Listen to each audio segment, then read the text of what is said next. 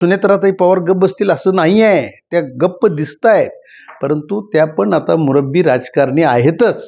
एवढे दिवस त्या अजितदादांचं राजकारण बघतायत, त्यांना नक्की कळते ना काय आहे. परंतु या घातपाताच्या बाबतीत त्यांनीच रोहित पवारांना तुम आगे बढो हम तुम्हारे साथ है, म्हणजे असेल पार्थ असतील दोन्ही मुलं सुनेत्राताई नक्की परंतु ते तुम आगे बढो हम तुम्हारे साथ है फक्त आगे बढो तो घातपात असेल तर ते खरोखर ते शोधून काढा, आम्ही तुझ्या बरोबर आहोत. परंतु अजितदादांच्या पक्षाचाच घात असेल तर तुम्हाला आगे बढो कोण म्हणणार आहे? हे आता सुनील शेळकेंच्या माध्यमातून पुढे यायला लागलेलं आहे आणि ह्या चर्चा जोरात चालू आहेत.